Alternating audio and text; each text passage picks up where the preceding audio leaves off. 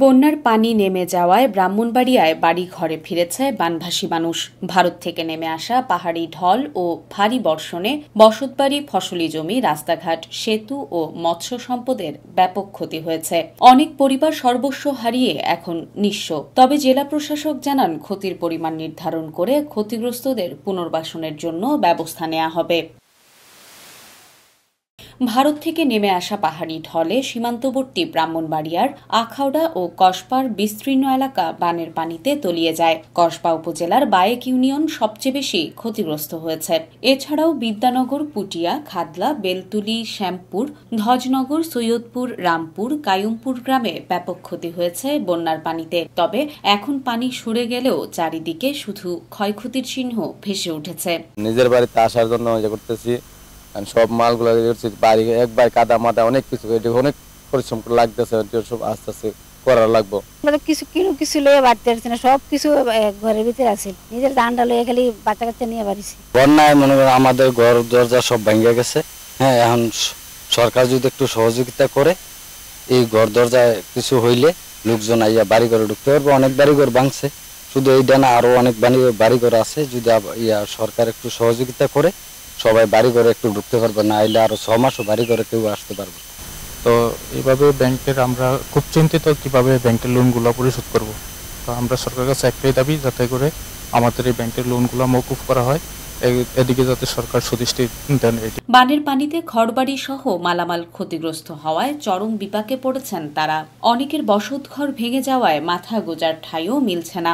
বন্যায় কৃষি, মৎস্য, ব্রিজ, কালভার্ট ও রাস্তার ক্ষয়ক্ষতি হয়েছে। এটা আমরা সরকারের কাছে একটা দাবি করি কি, সরকার যাতে আমার এই রাস্তাটা একটু করে দেয়।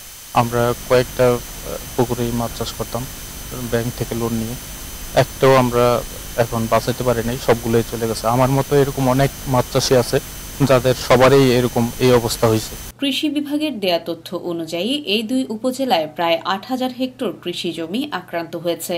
এর মধ্যে ৬,৯০০ হেক্টর রূপা আমনের জমি, ৯৭৩ হেক্টর সবজির ক্ষেত ও ২৭৪ হেক্টর রোপা আমনের বীজতলা ক্ষতিগ্রস্ত হয়েছে, যার আর্থিক মূল্য প্রায় ২০০ কোটি টাকা। এছাড়া ৮৫০ পুকুরের ৭৫৬ টন মাছ ভেসে গেছে, যার আর্থিক মূল্য ১৮ কোটি টাকা। ভেঙে গেছে কিছু গুরুত্বপূর্ণ সড়ক ও সেতু, যদিও সেতু ও সড়কগুলো মেরামতের কাজ শুরু হয়ে গেছে। ক্ষতিগ্রস্তরা জানান, জমির ফসল, পুকুরের মাছ সহ সবকিছু হারিয়ে তারা এখন নিঃস্ব।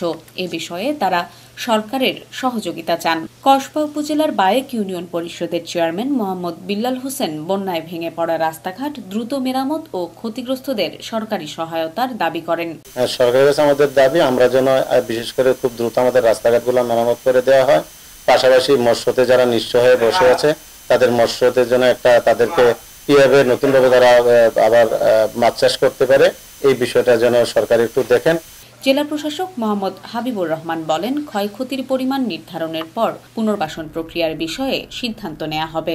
রাস্তাঘাট যা রয়েছে, এসজিডি এবং রোডসের রাস্তা ক্ষতিগ্রস্ত হয়েছে এবং বন্যার পানি পুরোপুরি এখনো নেমে যায়নি। নেমে যাওয়ার পরে সে ক্ষতির পরিমাণটা, প্রকৃত ক্ষতির পরিমাণটা নির্ধারণ করা যাবে। সংশ্লিষ্ট বিভাগ, কৃষি, মৎস্য, প্রাণী সম্পদ, তারা সরজমিনে বিষয়টা পরিমাপ করছে যে কি পরিমাণ ক্ষতি হয়েছে। ক্ষতির পরিমাণ নির্ধারণ করার পরে আমরা পুনর্বাসন প্রক্রিয়া কিভাবে করা যায়, সরকারের নির্দেশনা অনুযায়ী সেই ব্যবস্থা আমরা পুনর্বাসনের দিকে যাব।